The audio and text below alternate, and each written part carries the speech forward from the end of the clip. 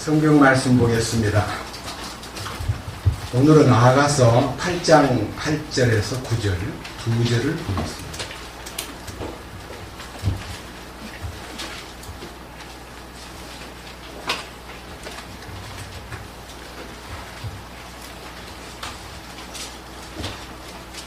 아가서 8장 8절입니다.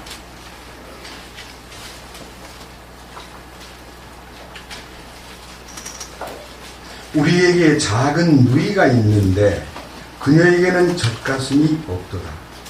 우리 누이가 청혼을 받는 날에 우리가 그녀를 위해 무엇을 할까? 그녀가 성벽이라면 우리가 그녀 위에 은으로 궁궐을 지을 것이요, 그녀가 문이라면 우리가 백향목 판자로 그녀를 두르리라. 아가서 8장 8절과 9절 말씀을 봉독했습니다. 기도드리겠습니다. 주님, 진심으로 감사드립니다. 저희들에게 이 아가서 말씀을 주셔서 이 아가서를 통해서 주님의 크신 사랑과 이 비천한 죄인이 어떻게 주님의 은혜로 구원을 받고 주님이 원하시는 영광스러운 신부의 반열에 설 수 있는가에 대하여 말씀을 통해서 인도해 주시고 계시의 문을 열어주시고 하늘에 속한 신비를 보게 하시고 주님 오실 날이 매우 임박한 이때에 우리로 하여금 신부 단장에 대해서 깊은 관심을 갖게 하시고 그 사랑 안에서 참으로 영원히 사모하고 영원히 함께할 예수 그리스도 신랑 되신 그분을 만나기에 합당한 자로 우리를 이끌어주시는 그 놀라운 경륜에 대하여 감사드립니다. 오늘 이 시간도 이 놀라운 축복의 대열에 미치지 못하는 연약한 형제 자매들, 아직까지 신부의 단장에 들어가지 못한 그러한 형제 자매들을 권고하시고 주님께서 이끌어 주시옵소서. 이 말씀을 통해서 주님의 뜻이 더 밝혀지고 우리 가운데 주님으로 충만케 하옵소서. 우리 주 예수 그리스도의 이름으로 기도드렸습니다. 아멘.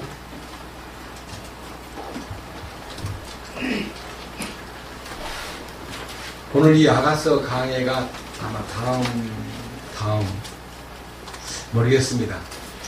47번째 이제 아가서 강해를 하고 있습니다. 거의 1년 동안 이 아가서를 함께 읽었고 또 이 아가서의 뜻을 상고했습니다. 오늘은 우리가 그냥 읽을 때는 굉장히 이제 좀 이렇게 쑥스럽고 무슨 얘기가 이런 얘기가 있을까 이렇게 생각하기가 쉬운데 지금까지 이 성경을 읽기 전에 나타난 술람미 여자와 솔로몬과의 관계를 깊이 조합해 보면 성령으로 충만되고 하나님의 사랑을 받고서 너무 그 사랑 안에서 완전히 합일된 하나가 된 이 신부의 반열에 선 사람의 입장에서 볼 때에 그러하지 못한 어린 자매, 어린 형제들과 아직까지 신랑이 청혼을 하는 날 과연 신랑 앞에 서서 정말 무르익고 풍성한 가슴을 가진, 여러분 이 젖가슴이라는 것은 공급원을 얘기합니다. 공급, 영양을 공급하는 공급입니다. 워치만리는 이것을 믿음과 사랑으로 해석을 했는데 저는 성경을 보면서 흉배, 사랑의 흉배를 붙이는데 이 가슴 속에 판결 흉패를 둘 때에 우림과 둠밈이라는 법칙이 있습니다. 우림이란 말은 빛을 말하고 둠밈이란 말은 완전함을 얘기하는데 우리 주님이 우리 가운데 주님의 빛으로 충만하고 주님의 완전하심으로 충만된 사람을 통해서 공급이 되는 거니까 빛과 완전함을 소유한 사람들, 빛을 보았거나 빛 가운데 들어간 것만으로는 충분치 않습니다. 빛을 먹어야 됩니다. 빛을 먹는다는 말은 빛을 듬뿍 저장하면 그것이 열매가 되는 것입니다. 열매는 빛을 저장한 모든 것들입니다. 사과는 사과라는 열매 속에 빛이 저장된 것이 익은 사과고 맛있는 사과입니다. 수박도 빛을 충분히 먹은 사과여야 참 먹는 사람의 마음에 만족을 주고 참 달콤하구나라고 칭찬하게 됩니다. 어설프게 그늘에서 큰 어떤 과일들은 열매가 빛을 충분히 먹지 못했기 때문에 먹으면서도 막 짜증을 내면서 아우 싫어, 왜 이렇게 맛이 없지? 하면서 뭐 이런 걸 사왔어 하는데, 여러분들이 과일이 맛있다는 것은 그 빛으로 충만된 모습인 것입니다. 그래서 우림과 둠림으로 충만된다는 것은 주님의 빛을 먹고 주님의 완전을 소유함으로써 그 가슴에서 다른 사람에게 영향을 공급하고 그리스도를 공급하고 빛으로 살고 빛을 나누어주고 빛을 반사하고 주님의 완전하심을 나타내는 이 역할이 빛과 완전함의 두 젖가슴을 말합니다. 그런데 이 8절에 보니까 우리에게 작은 누이가 있는데 그녀에게는 젖가슴이 없도다. 그러니까요, 이 우림과 둠림이 갖춰지지 않았다는 겁니다. 다시 말하면 불완전한 상태에 있는 형제 자매들을 말합니다. 예수를 믿기는 믿는데 남한테 줄 것이 없는 거예요. 그 말이 뭔 말이냐면 어리다는 겁니다. 그런데 이 사랑으로 충만한 술람미 여자와 그 대열에 선 사람이 우리입니다. 우리가 누구냐면요, 제가 우리에 대해서 멀리 안 가고요, 여기 6장에서부터 우리가 누군가를 이제 규명하겠습니다. 자, 6장 1절. 오 여자들 가운데 가장 어여쁜 자야, 너의 사랑하는 네가 어디로 가셨느냐, 너의 사랑하는 네가 어디로 돌이키셨느냐, 우리가 너와 함께 그분을 찾으려 하노라. 나의 사랑하는 이는 자신의 동산으로 내려가사 향료 꽃밭에 이르러 동산에서 양떼를 먹이시며 백합을 거두시는도다. 나는 나의 사랑하는 이의 것이요 나는 사랑하는 이는 나의 사랑하는 이는 내 것이라. 그러니까 사랑하는 이에게 고백하기를 나는 당신의 것입니다, 주님은 저의 것입니다 하고 주님과 나 사이에 요한복음 15장에 있는 완전히 하나 되는, 너희가 내 안에 있고 내 말이 너희 안에 있으면 모든 것을 원하는 대로 구하라. 그래야만 이루리라. 너희가 내 안에 거하고 내 말이 너희 안에 거하면 이 사람은 열매를 많이 맺나니 나를 떠나서는 너희가 아무것도 할 수 없느니라 하는 주님과 완전히 일체가 된 입장에 선 사람이 그 우리 속에 들어가 있는 사람입니다. 그 다음 또 다른 얘기입니다. 자, 6장 4절. 오 내 사랑아, 너는 디르사같이 어여쁘고 예루살렘같이 아름다우며 깃발을 세운 군대같이 위엄이 있구나. 네 눈이 나를 사로잡았으니 내게서 그 눈을 돌려다오. 그러니까요, 주님을 매혹시키는 여자. 그러니까 우리는 주님에게 많이 매혹되잖아요. 주님 너무 좋으신 분이다, 주님 최고다, 주님 당신은 너무너무 위대하신 분입니다, 주님 사랑이 풍성하신 분입니다, 주님 너무너무 놀라우신 분입니다 하고 우리 주님에게 매혹되는데, 우리가 주님으로 화하는, 주님 안에 들어가서 주님의 성분을 받고 주님의 죽으심 안에 일체가 되고 주님의 부활 안에 일체가 되고 주님의 승천 안에 연합이 된 사람은 주님을 매혹시키는 거예요. 우리가 주님을 매혹시키는 여자가 되어야 되는 거예요. 이것이 성령 충만입니다. 그래서 여기서 6장 9절, 나의 비둘기 나의 더럽혀지지 아니한 자는 오직 하나뿐이로구나. 더럽혀지지 아니한 자 속에 들어가야 되고요, 하나뿐인 자 속에 들어가야 돼요. 이거 에베소 4장에 보면 믿음도 하나요, 주님도 하나요, 침례도 하나요, 성령도 하나요, 아버지도 하나요, 하나님도 하나요, 모든 것이 하나인 속에 우리가 더럽혀지지 않는 무리 가운데 소속되는 사람이 될 때에 성령으로 충만된 주님을 매혹시키는 사람이 된다. 뿐만 아니에요. 6장 10절에 아침같이 찬란하고 달같이 아름다우며 해같이 맑고 깃발을 세운 군대같이 위엄 있는 여자가 누군가? 어떤 여자가 이런 여자가 있습니까? 주님으로 무장되고 구원의 투구를 쓰고 하나님의 전신갑주를 입고 의의 흉배를 붙이고 믿음의 방패를 들고 성령의 검을 들고 발에는 복음의 신발을 신은 그 군대에 속한 갈보리 군대, 십자가 군병, 그 여자입니다. 혼자가 아니잖아요, 군인은. 네? 군대라는 말 자체가 혼자가 아니잖아요. 예? 군인이 그러면요, 한 사람을 말하고, 군대 그러면요,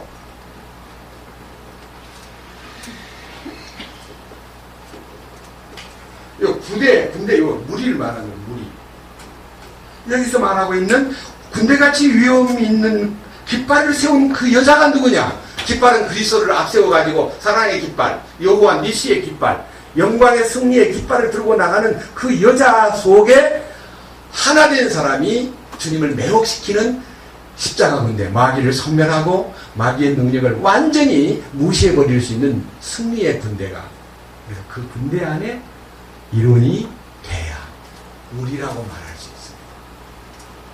그뿐만 아니라 7장 1절, 오 통치자에 따라 신을 신은 내 발이 어찌 그리 아름다운가, 내 넓적다리 관절은 보석과 같아서 솜씨 있는 장인의 손으로 만든 작품 같구나. 그러니까요, 나를 보고 하는 말이, 너 누가 만들었니? 너무 예쁘다. 그러니까 주님, 저는 주님이 만든 작품 아닌가요? 그랬더니 주님이 그래 내가 만든 작품이지.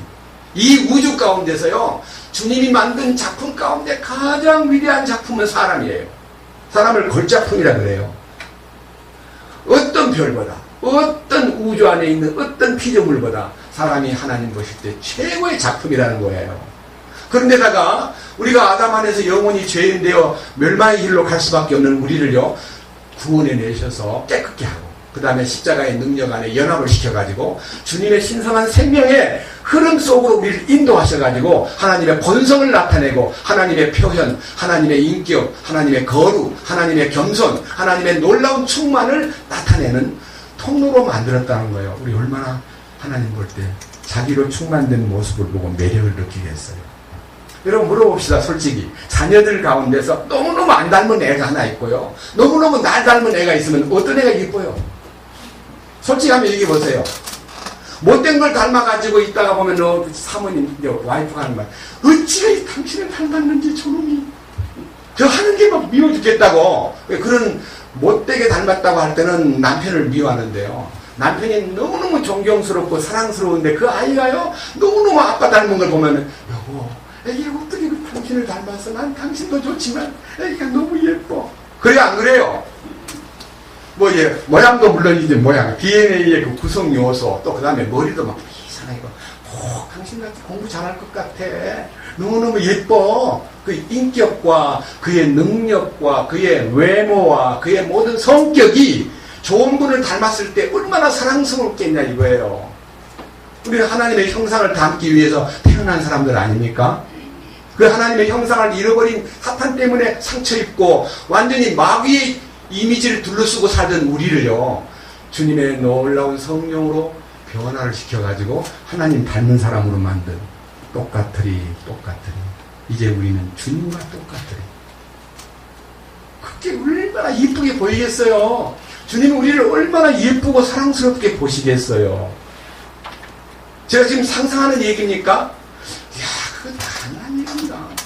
저 혼자 지어낸 소리 아닌가? 여러분, 제 혼자 지어낸 소리입니까? 아니잖아요.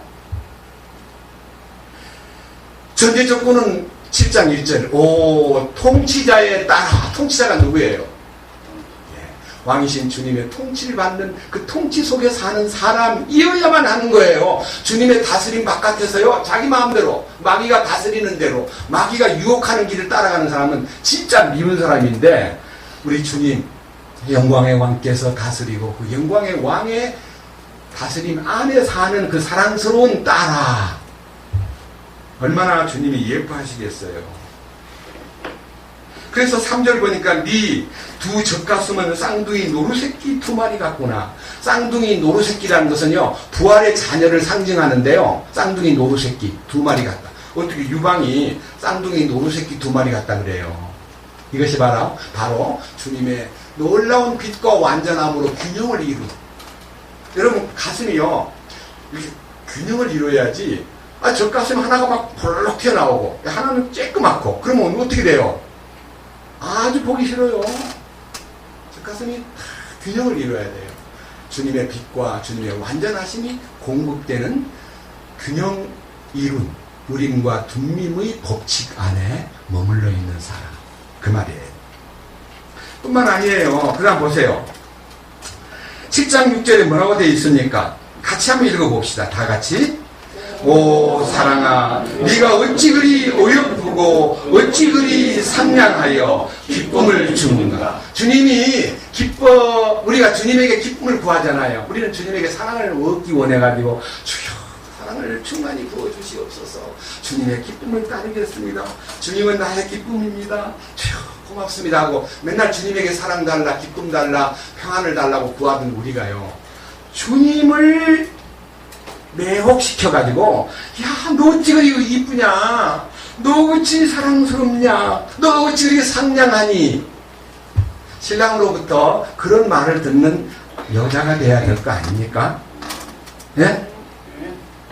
어젯밤에 우연히 이제 우리 할아버지가 뭐 이렇게 밤 12시 다 됐는데 텔레비를 틀어놨는데 뭐 이렇게 남녀 관계에 대해서 뭐 어떤 부인이 좋은 부인이냐니까 애교가 넘치는 부인이 좋다. 애교는 막 오래 가면 질려. 그리고 밥을 잘해주는 여자가 좋다. 예? 또 하나 뭐더라? 뭐였어요?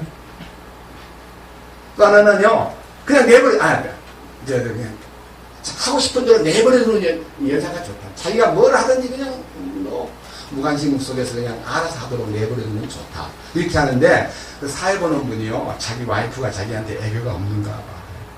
그러니까 당신이 꼭 저 사람하고 좀 닮아야 되는데 그게 애교를 먹고 살래요? 그러면서 이제 애교에 대해서 얘기하는데요, 우리는 주님 앞에 뭐 잘 바치고 애교를 떨고 주님 보실 때 뭐 주님 알아서 하세요 하고 나는 나고 당신 당신입니다 하고 사는 그 때문에 상냥하고 이쁜 게 아니라 주님으로 충만된 사람을 주님이 예뻐하는 거예요. 네.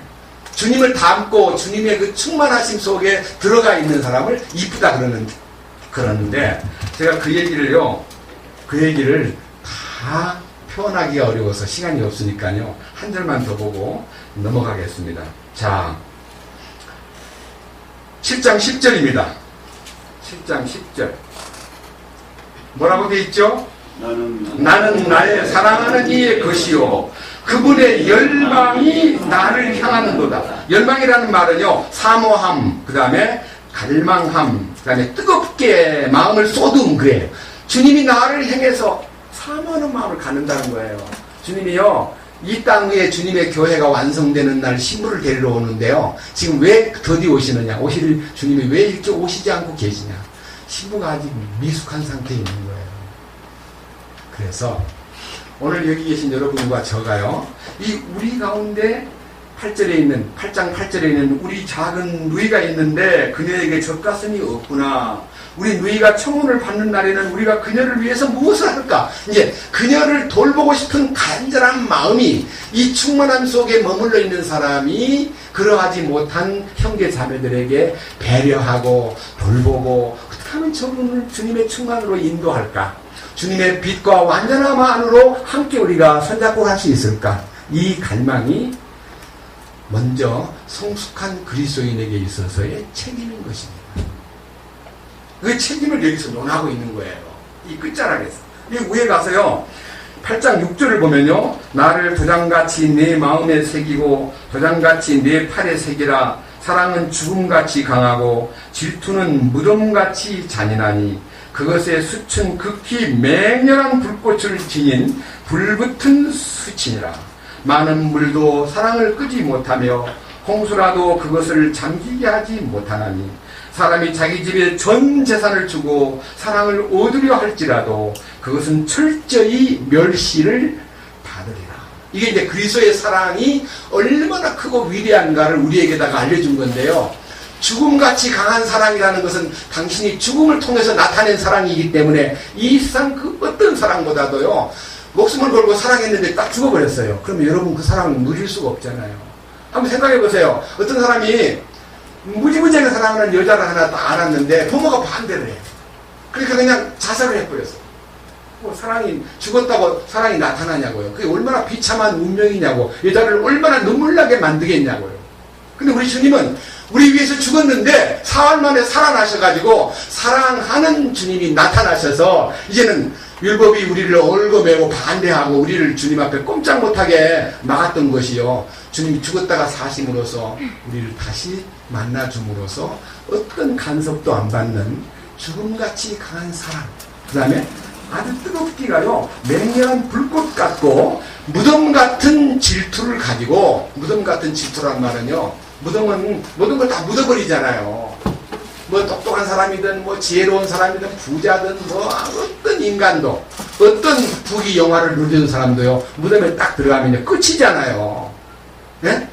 그러니까 질투는 어떤 사람을 정말 끝내버리는 거예요. 무덤에다가 넣어버리는 거예요. 근데 우리는 그 질투 속으로 들어가면 안 됩니다. 주님이 질투할 만큼 미운 짓을 해서는 안 됩니다. 여러분, 부부관계가 물론 질투는 필요한 거지만요, 그 질투가 강해가지고요, 무덤으로까지 그 집어넣어버릴 정도로 질투가 크면 그건 이혼이잖아요. 집안을 다 파괴시키잖아요. 이혼한 사람들 집에 가보세요. 애들도 완전히 문제가 되고요, 애들도 완전히 원망 속에 살게 만들고요. 죄송한 얘기입니다. 제 누이 동생이 뭐 이 남편을 잘못 만났는지 너 애 둘만 나눠놓고 어제도 행방불명이 돼버렸어요. 그러니까 이 아버지에 대한 증오가 이 아이들이 커가면서 아버지 없는 엄마만 모시고 사는 아이들이기 때문에 정말 인간관계에서 남자를 무척 싫어하는 거예요. 제가 큰 외삼촌인데도요, 두려워하고 가까이 오지를 못하고 대화가 안 되고, 예, 아버지 없이 커보니까요, 굉장히 인격적인 결함이 보이더라고요. 너무너무 불쌍해서 자주 만나고 싶어도요, 안 만나라 그래요, 남자를. 그래서 결혼해가지고도 똑같이 아버지한테 그 겪었던, 어머니가 겪었던 모습하고 똑같은 모습으로 결혼을 하는 거예요. 일부러 선택한 거 아닌데, 누가 갖다 붙인 것도 아닌데, 지가 좋아서 선택을 했는데 안 맞는 거예요. 그러니까 남자에 대한 피해 의식이 큼으로써 이런 말까지 해요. 하나님도 아버지라는 게 싫대요. 하나님도 아버지라는 말을 하니까 하나님 아버지가 무섭고 싫대요. 그게 뭐냐면 병이 들면 모든 것이 이제 파생되는 거예요. 근데요, 아버지한테 막 매달리고 사랑하고 아버지를 막 좋아하면요, 아버지 같은 사람하고 결혼할 거야. 아버지하고 결혼할 거야. 그런 딸들은요, 결혼해도 잘 살아요. 왜냐? 아버지한테 사랑을 듬뿍 받았기 때문에 남편에게도 사랑을 받을 것을 기대하고 거기에 사랑스럽게 매달림으로써 가정이 건강해지는 거예요. 그래서요, 사랑받은 사람이 사랑하는 겁니다. 자녀도 사랑으로 키우면 그 자녀가 사랑스러운 가정을 이룹니다. 자녀를 매를 때리고 막 술 먹고 와가지고 상을 별로 없고 엄마를 때리고 그렇게 키운 아이는 나중에 커가지고도 지가 그걸 증오했는데도 지도 가가지고 결혼하면 또 와이프를 때리고 상을 뒤집어 엎고 막 집안을 골치 아프게 만드는 거예요. 보고 배운 게 그거밖에 없으니까. 제 얘기 잘 들으세요. 젊은 사람들. 젊을 때 참으로 부모님 사랑을 못 받았다면요, 그거는 딱 적게놓고 하나님 사랑을 듬뿍 먹으면요, 그거 충분히 보충할 수 있습니다. 우리 부모님이 없다든지 부모님한테 사랑을 못 받았다는 것 때문에 비관하지 마십시오. 하나님의 사랑을 듬뿍 받고요, 삶에 충분히 그 사랑이 내 삶 속에 영향을 미치고 다른 사람에게 공급할 수 있는 사랑이 되는데, 그것이 우림과 둠림의 법칙입니다. 그런데 여기 보세요. 9절에 그녀가 성벽이라면 우리가 그녀를 위해 은으로 궁궐을 만들 것이요, 그녀가 문이라면 우리가 백향목 판자로 그녀를 두르리라. 죄송합니다. 좀 더워서 사실 예의를 갖추냐고 이게 양보를 입었는데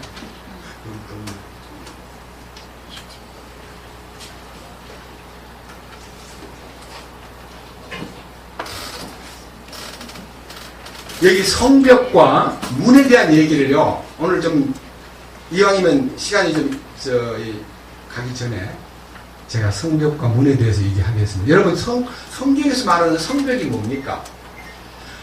혹시 예루살렘을 이렇게 이제 예루살렘만 아니고요, 뭐 여리고성이든지 뭐 어디 유명한 옛날 고도를 방문하면 반드시 성벽이 있습니다. 성벽은 뭐냐면요, 성벽은 경계선입니다. 성벽은 안과 밖을 구분합니다. 성벽은 적군을 쳐들어오는 적군을 막기 위한 장치입니다. 성벽은 거룩한 곳과 거룩하지 아니한 곳에 대한 분리됩니다. 분리하는 곳입니다. 성벽은 소유권의 분리입니다. 내 것이다, 너 것이다라는 것은 담을 싸움으로 나타납니다. 그래서 이 성벽이라는 것은 굉장히 큰 의미가 있습니다. 그런데 이런 작은 의미, 뭐 불이라든지 거룩이라든지 뭐 빛과 어둠을 나눈다든지 의와 불의를 나눈다든지 선과 악을 나눈다는 나눔으로만 설명하지 말고 좀 스케일을 좀 크게 보고요. 성벽이 무너지는 것과 성벽을 다시 세우는 것에 대한 차이점을요. 역사 속에서 한번 관찰해 보시면 좋겠습니다. 역대하 36장을 보겠습니다. 역대하 36장. 구약성경 바로 조금만 넘기면 시편 욥기 바로 앞에 역대하가 있습니다. 역대하 36장.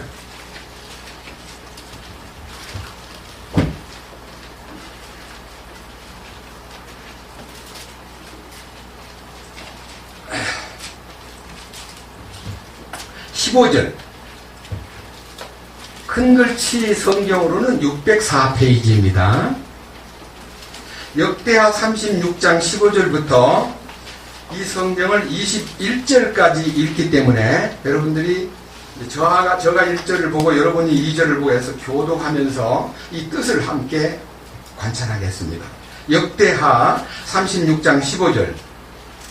주 그들의 조상들의 하나님께서 자신의 백성과 자신의 거처를 불쌍히 여기셨으므로 자신의 사자들을 통해 그들에게 말씀을 보내고 늦기 전에 일어나 보내셨으나 그들이 하나님의 사자들을 조롱하고 그분의 말씀을 멸시하며 그분의 대언자들을 학대하여 마침내 주께서 자신의 백성을 향해 진노하사 구제할 길이 없게 되었더라. 여기 이제 결론적인 얘기입니다. 이스라엘 민족이 왜 망했느냐. 여기 타이틀이 뭐예요? 예루살렘 멸망 그랬습니다.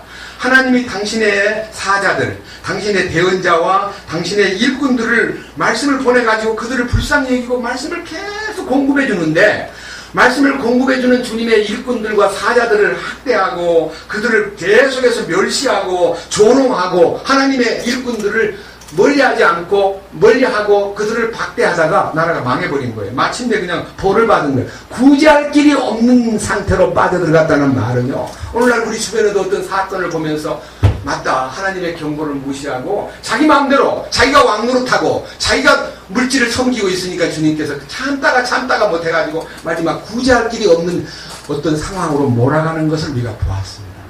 여러분 잘 아셔야 돼요. 자, 그래서 어떤 일이 벌어지느냐? 17절.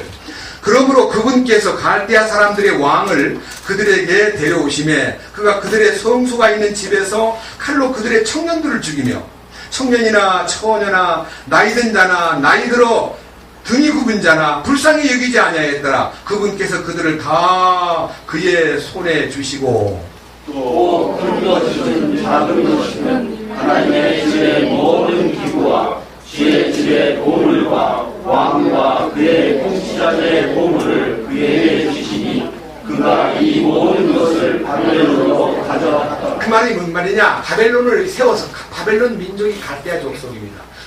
바벨론이 지금 현재 이라크잖아요. 요새 이라크 복잡한데 이라크가 바벨론이에요. 이란은 페르시아. 이 바벨론을 들어가지고 이스라엘에 막 쳐들어와서 노인이든 애들도 막 등이 굽은 노인도 불쌍히 보지 않고 마구 죽여버리고 그 안에 있는 성전에 있는 많은 금은 보석으로 만든 이 많은 하나님의 거룩한 집기들 하나님 집에 있는 집기들을 다 탈취해 가버리고 그 안에 있는 모든 걸 다 때려 부셔버렸어요. 얼마만큼 철저히 부셨냐 그러면요 19절 같이 보겠습니다. 또 그들이 하나님의 집을 불태우며 예루살렘 성벽을 헐고 그곳의 모든 문거를 불태우며 그것의 모든 좋은 그릇들을 부수고 자 첫째는 하나님의 집을 불질러 버렸습니다. 성전을 불질러 버린 거예요. 예루살렘의 성벽을 다 헐어버린 거예요. 경계를 없애버렸어요. 뭐가 니끗너긋 따로 있어. 뭐가 선한 놈들이야. 다 성벽을 무너뜨려 버렸어요. 그 다음 마지막 뭐라 그랬어요? 궁궐까지 불질러 버렸어요. 그리고 그 외의 모든 것을 다 부숴버렸어요. 20절 또 칸에서 피한 자들을 그가 바벨론으로 사로잡아가매 그들이 거기에서 페르시아 왕국이 통치할 때까지 그와 그의 아들들의 종이 되었더라. 이 바벨론의 노예가 되었더라. 언제까지? 21절에 보니까 70년 동안. 생각해 보세요. 우리도 일제하에서 36년 동안 고생당한 얘기. 저는요 43년생입니다. 일본 야마구치경에서 탄생했습니다. 우리 아버지한테 들은 얘기는, 우리 아버지는 18살 때 일본 들어가셔가지고 해방되고 저를 이제 데리고 나왔는데, 한국 사람들을 전부 다 잡아다가 보국대라는 막 일시키는 현장, 막 탄광이나 일시키는 광산으로 보내고, 우리 아버지도 끌려가가지고 석공이거든요. 우리 아버지가 석수예요. 그래가지고 댐 공사하는 데다가 온종일 일을 시키고, 댐 공사. 물 막아가지고 이제 댐을 만드는 것이, 우리는 이제 5.16 혁명 이후부터 시작했지만 그 사람들은 우리보다요 일제시대 때 벌써 댐을 공사한 거예요. 술이죠. 물을 잘 다스리는 사람이 나라가 발전해요. 그런데 아버지 어땠어요? 그랬더니, 여러분 요새 나오는 이 젊은 여자들, 예쁜 여자들 데려다가 군대에 대동아 전쟁을 일으키기 위해서 막 중국을 점령하고 야만이 커가지고 미국까지 점령하려고 그러니까 군인이 많이 필요하잖아요. 그럼 군인들이 막 몰려가지고 마구 군대로 가는데, 그 군대 중에서도 일하는 사역병, 다시 말하면 보국대라고요. 많이 끌려가고, 군대 가서 일본 군인들이 너무너무 오랫도록 야전에서 전쟁하느라고 정신이 막 쏠다 보니까 이들이 성에 굶주려가지고, 야 그것도 먹여야 된단 말이야. 밥도 먹이는 것만 아니라 성도 먹여야 된다 해가지고 많은 그들이 만들어낸 위안부라는 말은 지어낸 고상한 소리예요. 완전히 그냥 사람을 참개 취급해가지고 데려다가 군대 부대에다가 모아놓고요, 밤중에 막 대수명이 달라들어가지고 여자를 그냥 완전히 짐승처럼 취급하는 그 못된 행동을 해놓고도 지금도 반성 하나 안 하고 보상해줄 생각도 안 하고 시인을 안 하는 거예요. 어느 군인이 다 그럴 수가 있지 뭐 우리만 그랬나요? 하고 뻔뻔하게 그러는 거예요. 여기요, 이 이스라엘 사람들이 이 70년 동안요 너무너무 혹독한 고생을 하다가 이스라엘의 바벨론의 포로가 되어갔던 아주 충직한 젊은이, 그러면 생각나는 사람이 다니엘, 사드락과 메삭과 아벤누고, 그 중에 한 사람 느헤미야. 이 느헤미야가요 왕의 술잔을 왕의 술을 맡아가지고 항상 시간 틈나는 시간마다 반주를 갖다 바치고 술잔을 갖다 올리는, 기분 좋게 만드는 직책을 하나 얻은 사람이 느헤미야입니다. 느헤미야 얘기를 한번 봅시다. 1장, 느헤미야 1장. 여기서 한 열 몇 장만 넘기면 느헤미야 나옵니다. 뒤로 넘기면 620페이지입니다.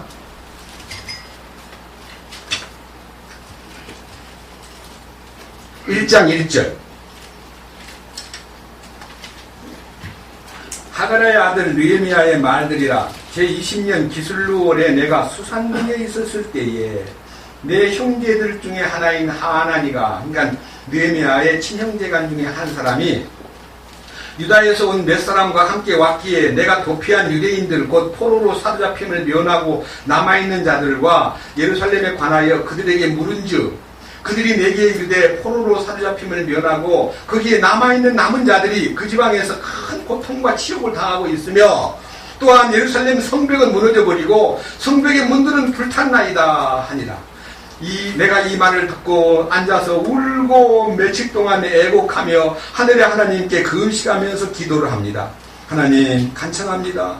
오 주 하늘의 하나님이여, 자신을 사랑하고 자신의 명령들을 지키는 자들을 위하여 언약을 지키시며 긍휼을 베푸시는 크고 두려우신 하나님, 이제 주께서는 귀를 기울이시며 눈을 여시사 주의 종들의 기도를 들으시옵소서. 내가 이제 주의 종 이스라엘 자손을 위하여 주 앞에 밤낮으로 기도하오니 이스라엘 자손의 죄들을 자백하오니 우리가 주께 그 죄들을 지었나이다. 나와 내 아버지 집이 죄를 지었나이다. 우리가 주를 매우 악하게 대하였으며 주께서 주의 종 모세에게 명령하신 명령과 법규와 판단의 법도를 지키지 아니하였나이다. 간청하건대 전에 주께서 주의 종 모세에게 명령하신 말씀을 기억하시옵소서. 이르시기를 만일 너희가 죄를 지으면 내가 너희를 민족들 가운데 널리 흩으리라.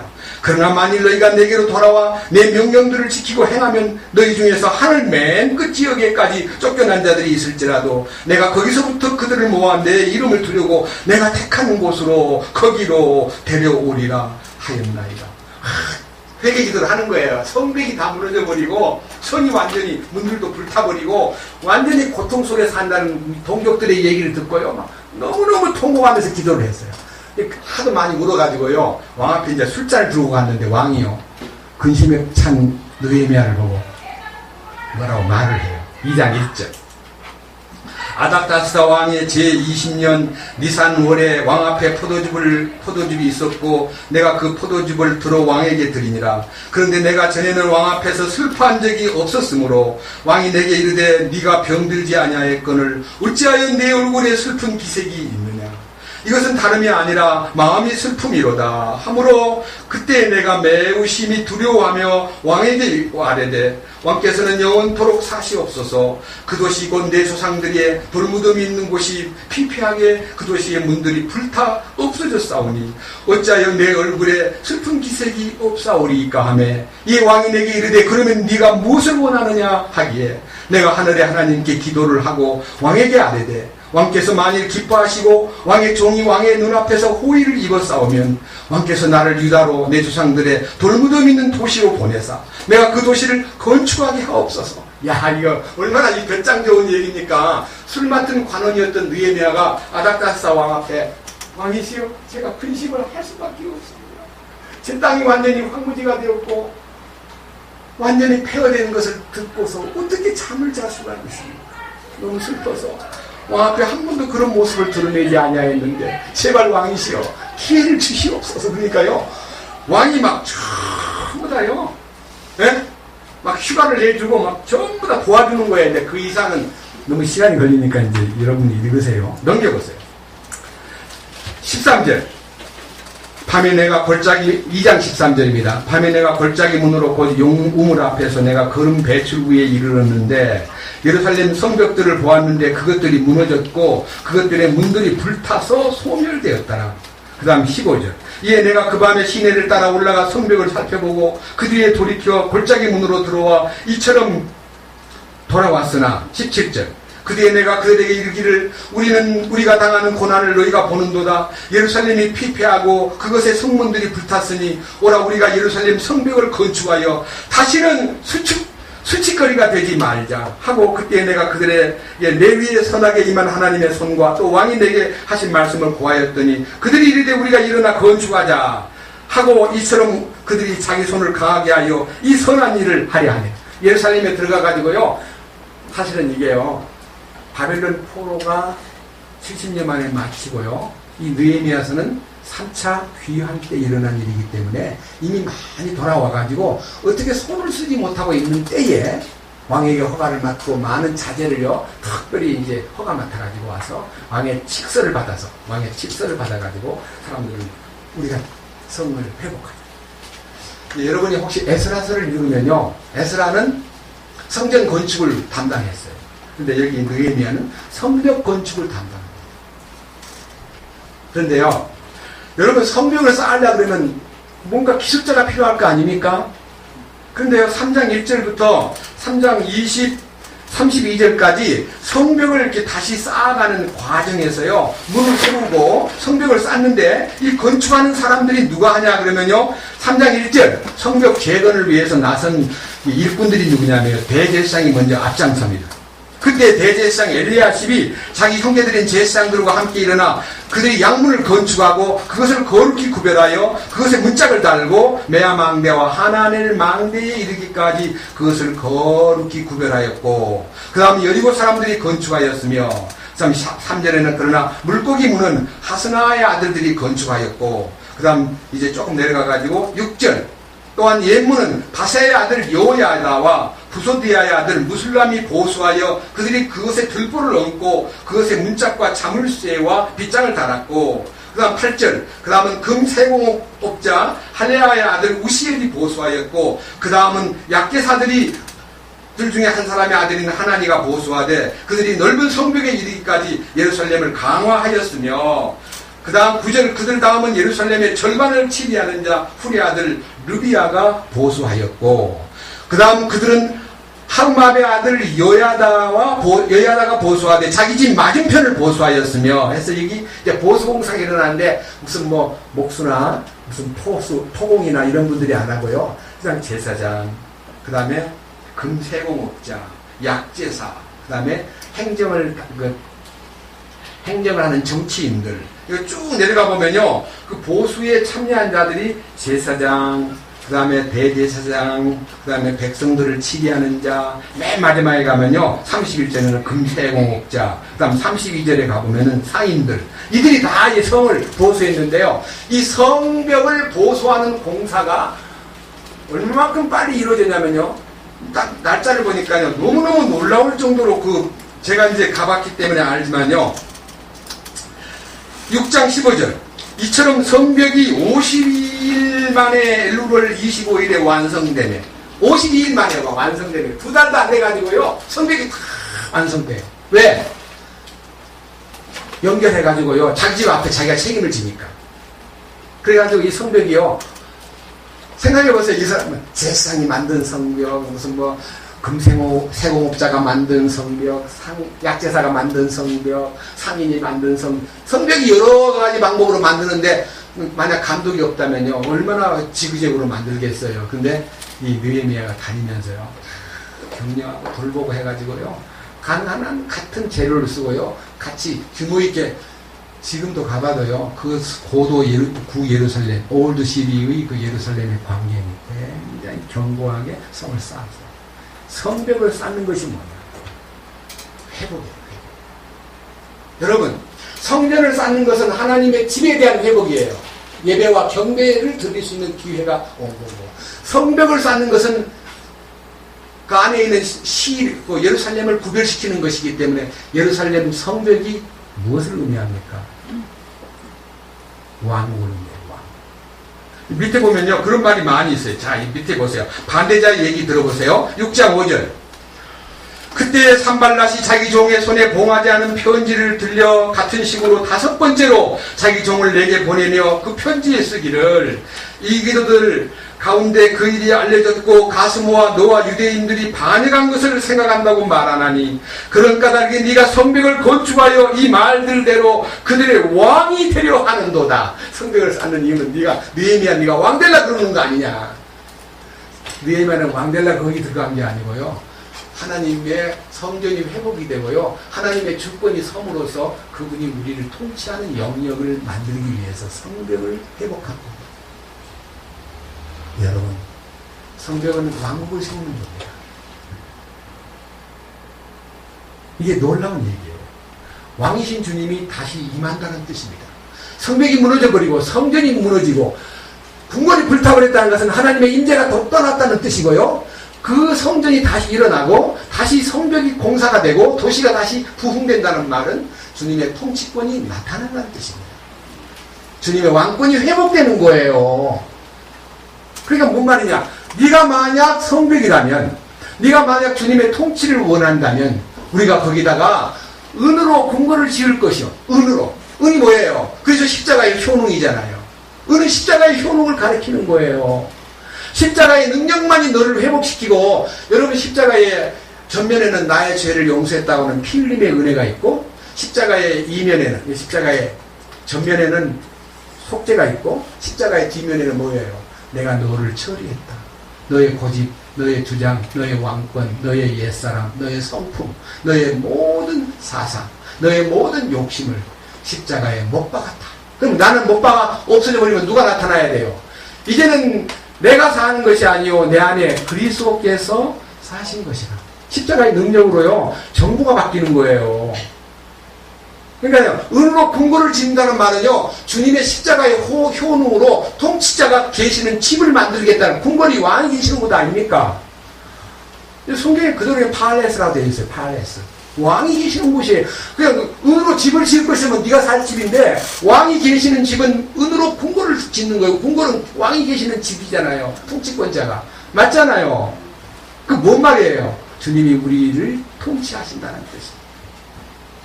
근데 여기서 나타나는 아가서의 성벽과 문은요, 이렇게 이제, 첫째, 네가 만약 성벽이라면 너를 위해서 은으로 궁궐을 지을 것이요, 네가 만약 문이라면 백향목을 가지고 판자로 너를 둘러주리라. 백향목이 뭐 하는 거예요? 백향목. 성경에 보면 백향목이 어디다 쓰는 건지 좀 아셔야 돼요. 백향목. 열왕기상 말씀 보겠습니다. 열왕기상 6장입니다.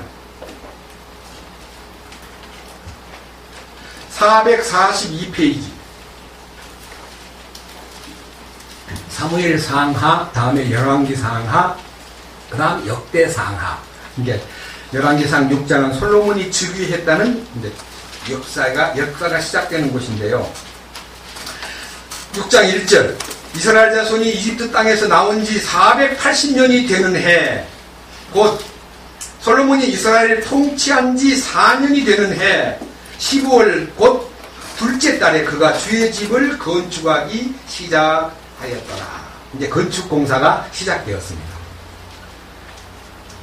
그런데 이 건축을 할 때 어떻게 건축한 그 세부도는요, 이전에서부터 아주 세밀하게 전에 그 규격과 성전의 많은 세부 뭐랄까요, 설계가 나오는데요.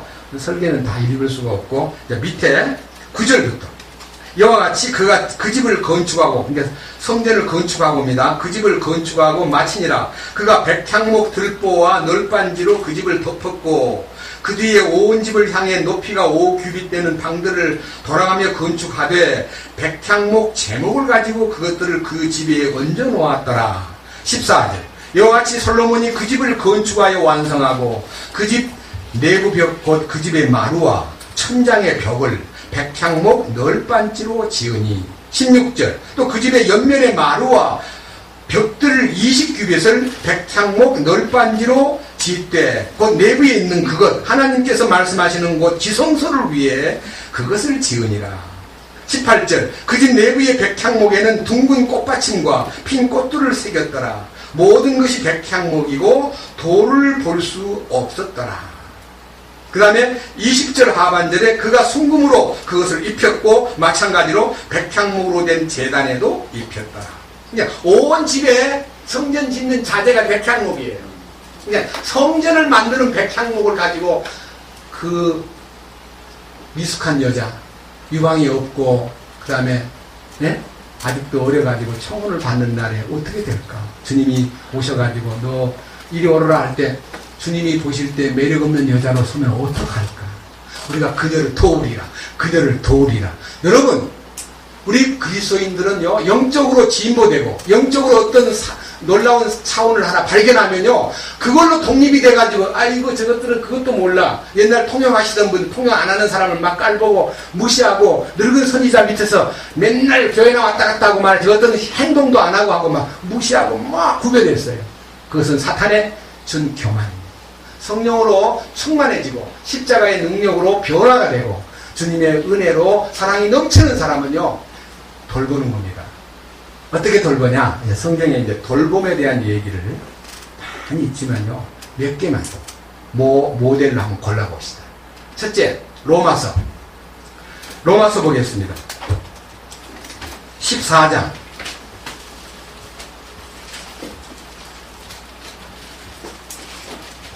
로마서 14장.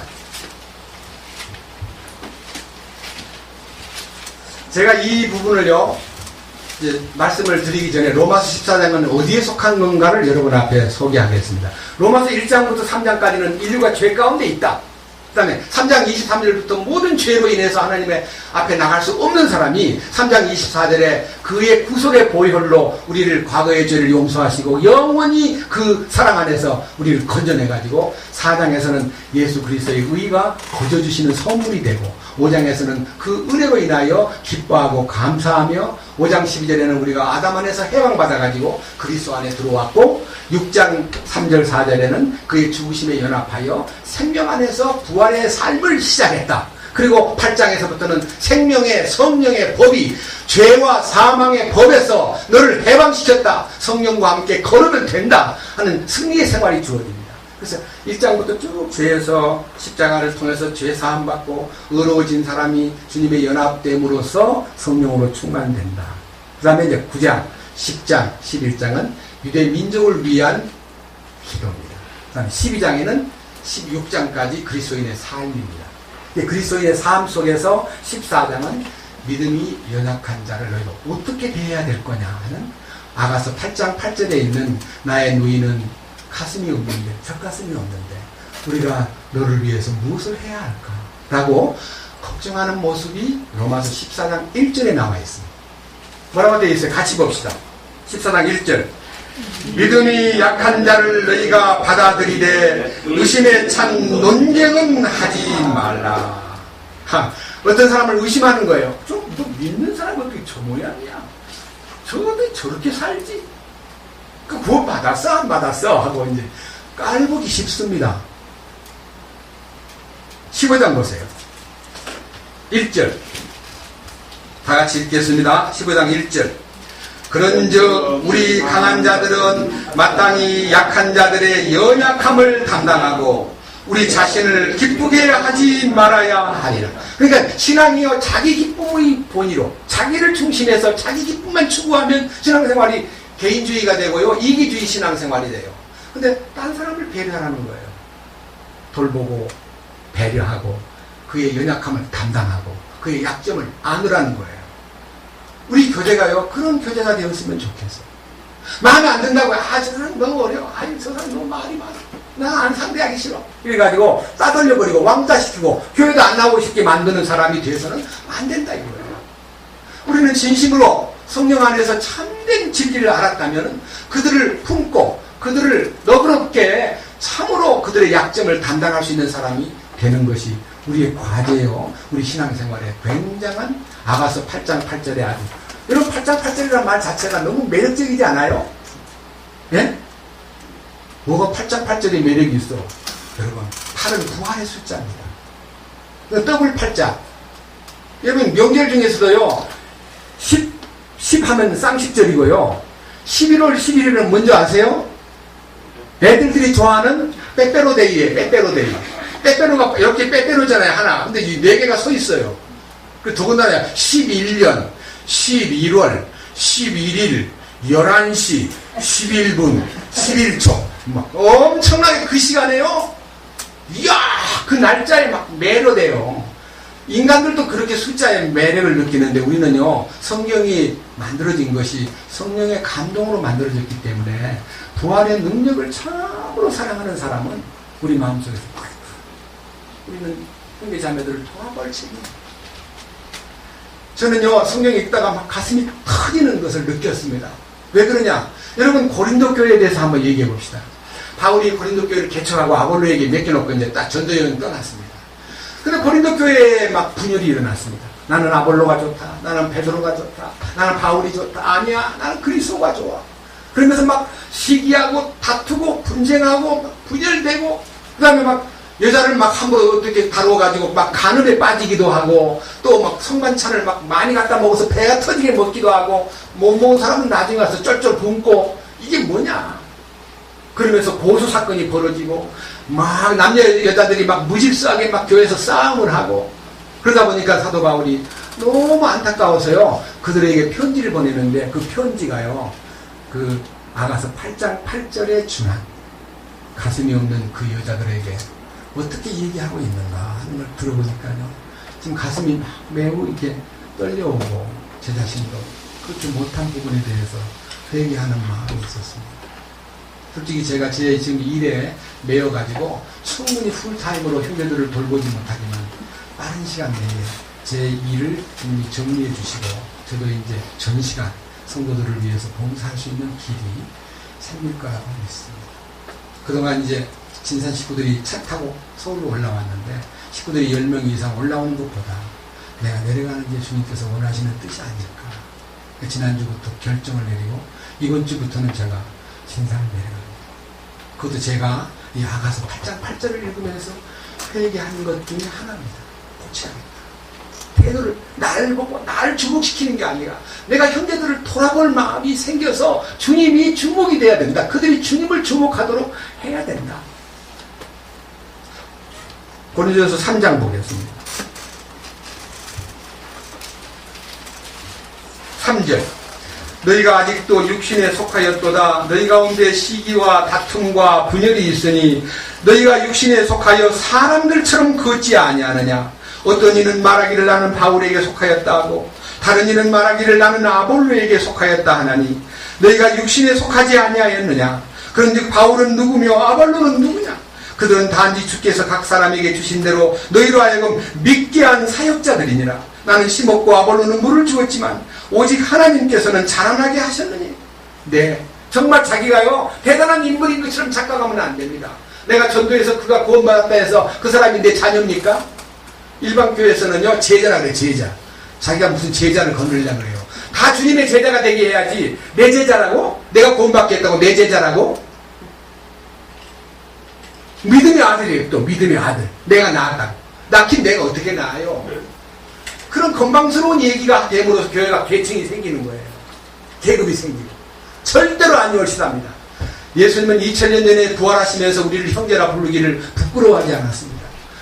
왕이신 당신께서 우리를 형제라 불러주었는데 우리가 어떻게 내가 구원받게 도와준 형제가 형제로 당당하게 그가 아이든지 그가 노인이든지 어떤 사람이라도 형제로 당당해야지 무슨 제자요 아들입니까? 영적인 아들. 착각하는 겁니다. 절대 성경에 그런 거 없습니다. 사도 바울은 이 문제가 있는 교회에다가 편지를 보냅니다. 그때 그가 이렇게 편지를 보냅니다. 이 3장에 대해서 좀 꾸짖을 일이 많고 정말 그들이 너무너무 엉망으로 살고 있고 육체에 속해서 하나님의 성령에 속한 일을 받아들이지 않고 있는 그들에게 2장 14절에 그러나 본성에 속한 사람들은 하나님의 영의 것들을 받아들이지 아니하나니 그것들이 그에게는 어리석은 것이니라. 또 그가 그것들을 알 수도 없나니 이는 그들이 영적으로 분별되기 때문이라. 오직 영에 속한 사람은 모든 것을 판단하나 그 자신은 아무것도 판단을 받지 아니하느니라. 이게 육에 속한 자와 영에 속한 자가 딱 가르마가 틀렸는데요. 영에 속한 자의 입장에서 육에 속한 자를 딱 감을 치거나 그들을 깔보지 않고 이렇게 얘기합니다. 여러분 이 얘기 들을 때요 가슴이 막 뜨거워집니다. 육신적으로 형편없이 분열하고 시기하고 다투고 사람을 막 따라가면서 딴 사람을 무시해버리고 우리가 최고라고 말하는 이런 종류의 사람을 향해서 3장 16절 뭐라 그럽니까? 너희가 하나님의 성전인 것과 하나님의 영께서 너희 안에 거하시는 것을 너희가 알지 못하느냐. 그럼에도 불구하고 너희가 하나님의 성전인 것과 하나님의 영께서 너희 안에 거하신다는 것을 알지 못하느냐. 신약 성경 중에서요 이 물음표가 가장 많이 달린 성경이 고린도전서입니다. 고린도전서. 나중에 여러분 기회 나면요 그 물음표를 다 한번 체크해 보세요. 무슨 말을 했는가. 사도 바울의 간절한 애정, 젖가슴이 없는 민둥숭이 가슴을 가진 그 고린도 교회를 향해서 주님의 은으로 궁궐을 지어주고 싶고 주님의 백향목으로 불러주고 싶은 갈망이 사도 바울 속에 꿈틀거리고 있는 것을 보았습니다. 우리가 그런 사람이 돼요.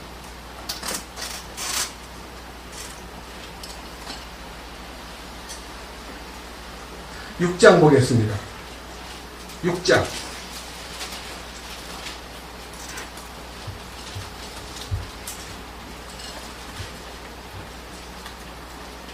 7절 6장 7절 그러므로 이제 너희 가운데 전적으로 허물이 있나니 이는 너희가 서로를 고소하기 때문이라.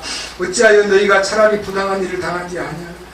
어찌하여 차라리 빼앗기지 아니하느냐. 아니라 너희가 부당한 일을 행하고 속여 빼앗되 그것도 너희 형제들에게 그리하는도다. 불의한 자가 하나님의 왕국을 상속받지 못할 줄을 너희가 알지 못하느냐. 속지 말라. 음행하는 자나 우상 숭배하는 자나 간음하는 자나 여성화된 남자나 남자와 더불어 자신을 속되게 하는 남자나 도둑질하는 자나 탐욕을 부리는 자나 술 취하는 자나 욕하는 자나 착취하는 자들은 하나님의 왕국을 상속받지 못하리라. 이렇게 고린도 교회가 엉망이 돼가지고 안 믿는 사람보다 더 지독하게 나빠져 버려. 그런 모습을 띠고 있으면서도 막 맞고소를 하고 손에 안 보려고 뭐라 그래요? 서로 이 쌍방고소를 해가지고 막 법정에 가서 막 싸우는 거예요. 근데 바울이 말하기를 너희 가운데 지혜로운 자가 있어가지고 그거 하나 수습을 못하느냐. 어떻게 교회 안에서 사람들이 고소를 하고 안 믿는 법정에 가서 그걸 따지고 어떤 사람을 희생시키고 승리했다고 기뻐하고 나는 승소했다. 나는 옳은 사람이다. 저놈이 틀렸다. 이렇게 하느냐. 이게 성도들에게 합당한 모습이냐? 그러면서 사도 바울은 이렇게 말합니다. 19절. 도대체 무슨 말이냐? 너희 몸이 너희가 하나님에게서 받은 바 너희 안에 계신 성령님의 전인 줄 너희가 알지 못하느냐? 너희는 너희 자신의 것이 아니니 주께서 값을 치르고 너희를 사셨느니라. 그런즉 하나님의 것인 너희 몸과 너희 영으로 하나님께 영광을 돌리라. 그러니까 그들에게요, 그렇게 형편없이 하나님의 그 상속 유업을 받기에 합당하지 못한 속에서 살고 있는 그들을 향해서 너희가 지금 하나님의 성전인 줄을 알지 못하느냐? 하나님의 성전은 거룩하다. 그러니 너희 자신도 거룩해야 된다. 너는 값을 주고 산 몸이다. 너희 몸과 너희 영으로 하나님 앞에 영광 돌리는 삶을 살면 안 되겠느냐? 이렇게 간절한 마음으로 주님의 빛비침이 풍성해지고 빛을 먹는 사람으로 이끌기 위해서, 주님의 완전함으로 그들을 초대하기 위해서 이렇게 애를 태우면서 보낸 편지를 읽을 때, 주여, 사도 바울의 영이, 곧 성령으로 감동하고 성령으로 적셔진 사도 바울의 영이 지금 나의 삶 속에도 임하여 저도, 여러분, 우리 주변에 말고 또 다른데, 우리 교제 가운데서 오랫도록 수십 년 동안, 전 1966년도에 구원받은 사람입니다. 이제 조금 있으면, 2년만 있으면 이제 50년이 넘었습니다. 근데 저가 그동안 많은 사람들 전도하고 많은 사람을 합니다. 믿음 안에 살던 사람들이 많이 흩어졌습니다. 이완 목사도 흩어지고, 손용수 목사도 흩어지고, 유병원 형제는 돌아가시고, 여러 가지 방법으로 흩어졌어요. 근데 그들이 믿음의 궤도를 이탈했어요. 성령의 인도받는 주님의 정하신 길을 이탈해버렸습니다. 우리가 어떻게 해야 되겠습니까? 아이고, 빌어먹을 놈들, 이렇게 해야 되겠습니까? 우리는 그들을 위해서 기도해야 됩니다. 우리는 그들을 위해서 하나님께 매달려야 됩니다. 이것이 아가서 8장 8절이 주는 참된 의미예요. 진심으로.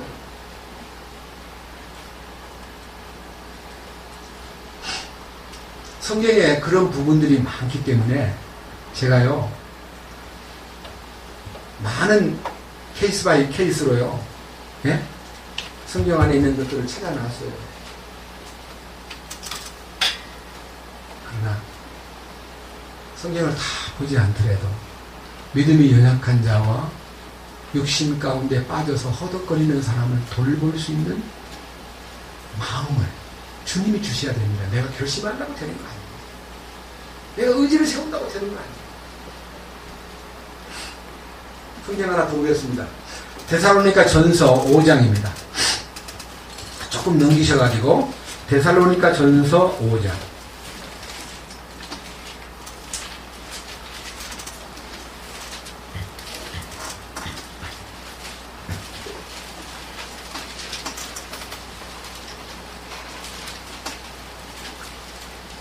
(14절)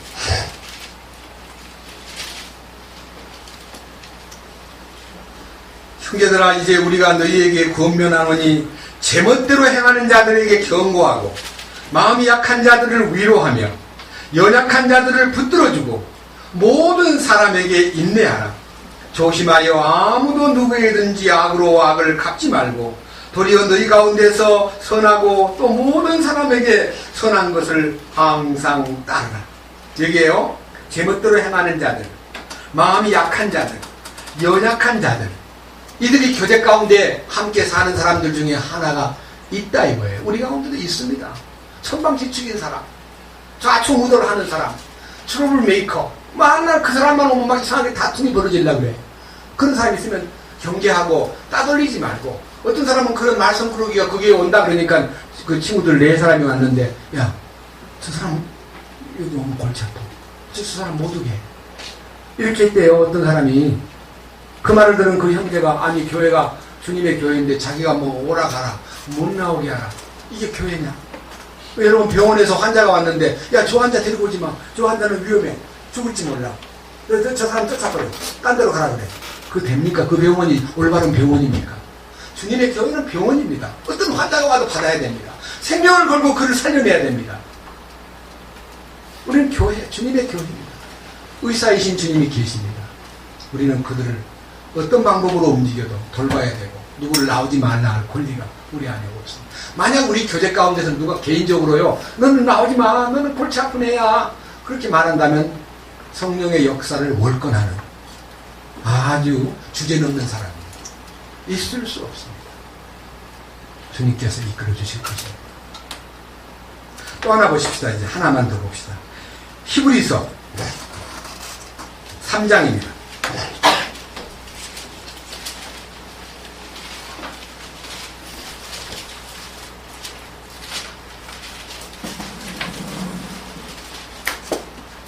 히브리서 3장 12절. 형제들아, 너희 중에 어떤 사람에게 믿지 않는 악한 마음이 있어 살아계신 하나님을 떠나는 일이 생기지 아니하도록 조심하라. 오직 오늘이라 불리는 때에 서로 날마다 권면하여 너희 중에 아무도 죄의 속임수를 통해 강팍하게 되지 아니하도록 하라. 우리가 우리 자신의 확신의 시작을 끝까지 확고히 붙들고 우리는 그리스도께 참여한 자들이 되었느니라. 주께서 이르시되 오늘 너희가 그분의 음성을 듣거든 경모하게 하는 때에 한 것 같이 너희 마음을 강팍하게 하지 말라 하셨으니 이는 어떤 자들이 듣고 경노하게 하였기 때문이라. 그러나 모세로 말미암아 이집트에서 나온 모든 자가 그리하지 아니하였느니라. 그러면 40년 동안 그분께서 누구로 인해 근심하였느냐? 죄를 지어 시체가 광야에 쓰러진 자들이 아니냐? 또 그분께서 누구에게 맹세하사 그들이 자신의 안식에 들어오지 못하리라 하셨느냐? 오직 믿지 아니한 자들이 아니냐? 그러므로 우리는 그들이 믿지 아니하여 능히 들어가지 못하였음을 아노라. 여러분, 광야 생활에서 많이 희생된 사람이 있습니다. 모세가 그들을 인도할 때 애굽에서 나왔다는 말은 죄에서 해방받은 겁니다. 사탄의 권세에서. 근데 왜 광야에서 죽었습니까? 막 강평하게 반대하고 하나님을 원망하고 하나님을 시험하고 하나님한테 막 못되게 구는 사람 광야에서 다 쓰러졌습니다. 그리고는 안식에 못 들어갔습니다. 가나안에. 그러니까 그들을 업신여기지 말라 이거예요. 벌받고 힘들 때 모세는 그들을 위해서 기도했습니다. 아버지, 저들을 용서해 주세요. 저들의 죄를 용서해 주는 것이 어렵다면 제 이름을 생명책에서 거두어 가시옵소서. 그렇게 기도했어요. 중보 기도를. 우리는 연약한 자들을 감싸고 돌보고 붙잡아주고 그들을 보듬어야 될 책임이 우리에게 있다는 것을 이 말씀에서 보여줍니다. 히브리서 5장 12절.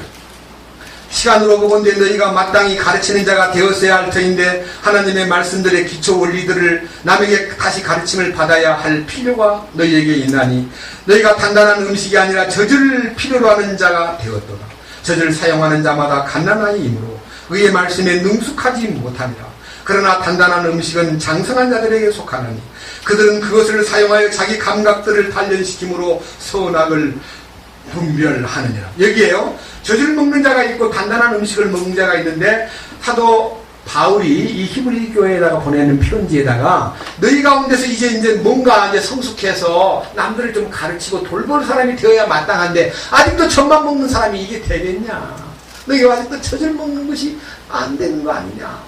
단단한 음식인 의의 말씀을 체험하고 선악을 분별하고 하나님이 너의 감각을 하나님께서 예민하게 해주심으로써 단련받는 사람이 돼야 될 텐데 너희가 언제까지 어린애같이 맨날 젖만 빨려고 하느냐, 이렇게 말하면서 6장 1절.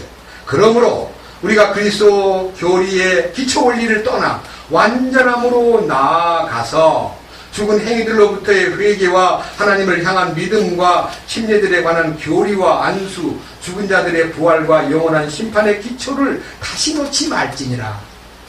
여러분, 혹시 기억 안 납니까? 수양회만 가면 뭘 해주냐면 맨날 기초 전도, 10년 가도 전도, 20년 가도 전도, 30년 가도 전도, 40년이 넘어도 전도 설교만 하는 수양회.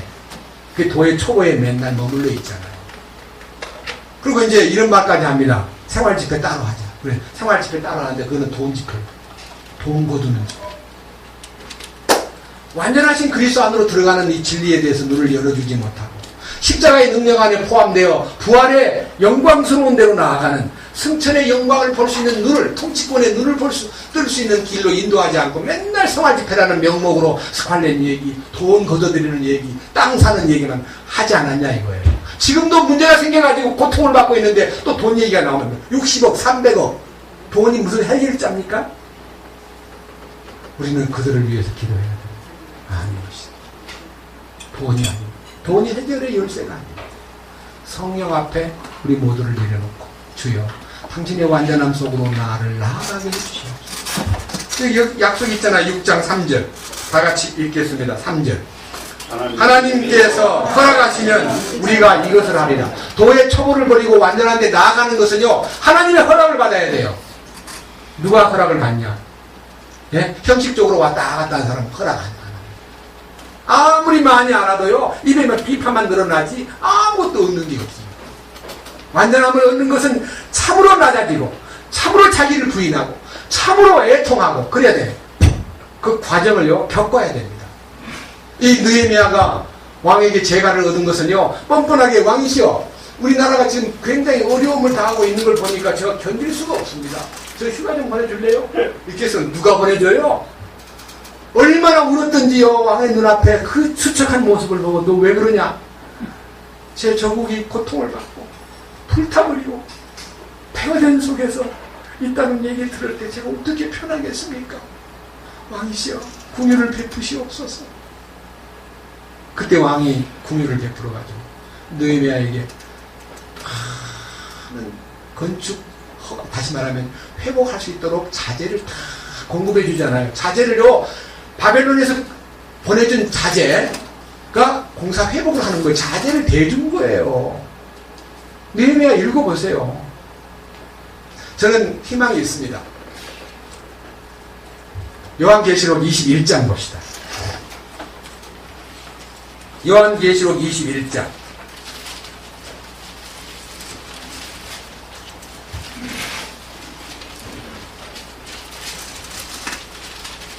9절 이 9절부터 21절까지 보고 마치겠습니다. 제가 1절을 보겠습니다. 여러분 10절을 읽어주세요.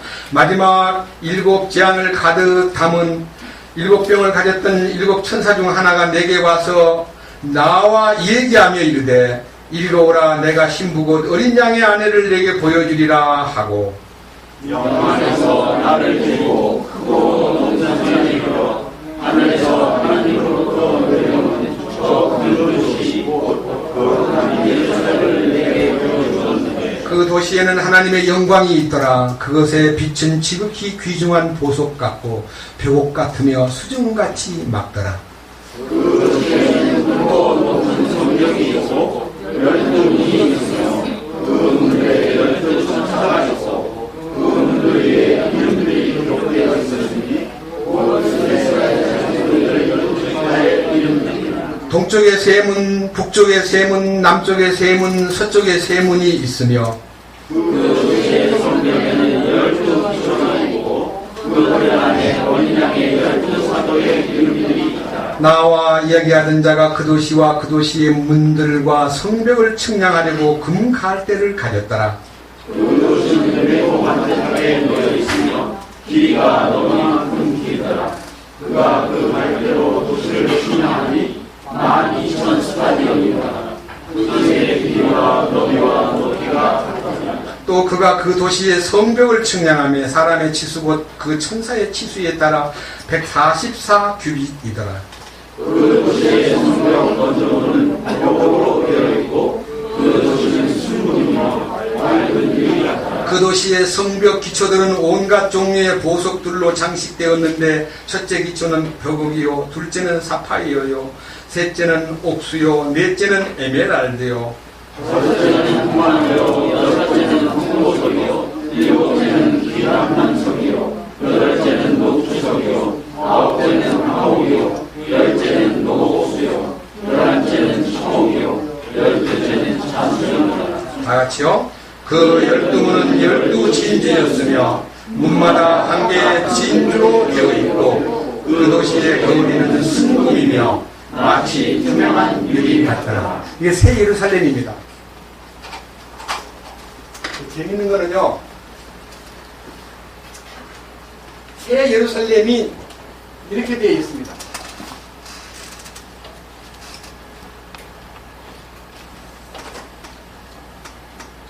제가 잘못 그렸는데요. 너비와 폭과 높이가 정방형입니다.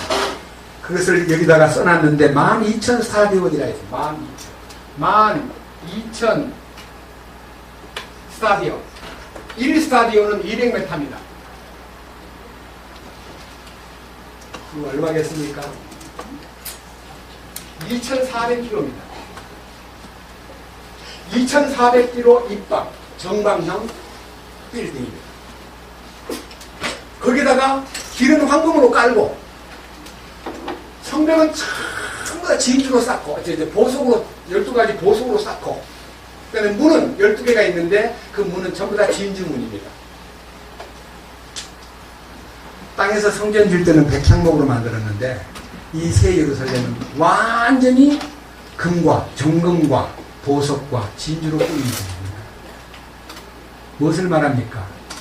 그 자재가 주님의 성분으로 완성된 집입니다. 이 집이 구절에 있는 어린 양의 아내인 신부입니다. 신부. 주님의 신부. 이 비밀을 깨달은 사람만 아는 거지. 무슨 사람이 건물이야. 아니 이거 신부를 보여준다 해서 막 따라갔더니 10절에 높은 산에 데리고 가가지고 큰 예루살렘을 보여주더라는 겁니다. 그 예루살렘, 새 예루살렘이 신부입니다. 우리가 그 속에 들어가 있는 이론이 돼야 됩니다. 그래서 이 영광스러운 성벽이 땅에서는 백향목으로 성벽을 둘렀지만요. 우리는 하나님이 준비하신 진주로 둘러서 우리를 진주, 보석, 황금이 되게 하는 겁니다. 전부 다 주님의 성분으로 이루어진 것입니다. 이 축복이요. 이 아가서에서 주님의 완전함 속에 들어있는 우리들이 8장 8절 이하 9절까지 해서 아직까지 어린 처녀가 청혼을 받는 날에 우리가 어떻게 도와줄까? 청혼이란 말은 결혼하다고 주님이 프로포즈 해올 때 그 여자가 어떻게 될까? 준비가 안 돼 있는 미숙한 사람을 어떻게 할까? 우리가 도와야 된다. 우리가 밀어줘야 된다. 우리가 함께 손잡아줘야 된다. 이 원칙이 이 교회 가운데 구체화되면서 그러하지 못한 사람들을 돌보는 진정한 배려와 사랑의 역사가 함께 우리 가운데 작동되기를 주님의 이름으로 간절히 축원합니다. 기도하겠습니다. 주님 감사합니다. 오늘 알아서 말씀을 통해서 우리가 주님 안에서 빛과 완전함을 사모하고 그 완전함 속에 들어가고 그 빛 가운데서 빛을 보는 것과 빛을 누리는 것과 빛을 먹는 것의 차이점을 알게 하여 주옵소서. 우리는 많은 세월 동안 빛 가운데 산다고 하면서 눈으로만 빛을 보았지 그 빛을 먹지 못했습니다. 이제 우리가 그 빛이 우리 안에 충만하게 저장됨으로써 주님이 원하는 달콤한 열매 맺는 사람이 되게 하시고 우리 주님이 기뻐하는 교회 가운데 모든 성도들이 연약한 성도, 미숙한 성도, 불완전한 성도, 다툼 속에서 호적거리는 성도, 육신에 빠져서 고달프게 한숨 짓는 성도들을 돌보고 주님의 것으로 채워줄 수 있고 은으로 채워주고 궁궐을 만들어 주님의 통치권 안으로 들어오게 하고 백향목으로 둘러 주님의 성전이 이루어진 축복을 함께 나눌 수 있도록 우리를 돌봐주시고 이끄시옵소서. 우리 주 예수 그리스도의 이름으로 기도드렸습니다. 아멘.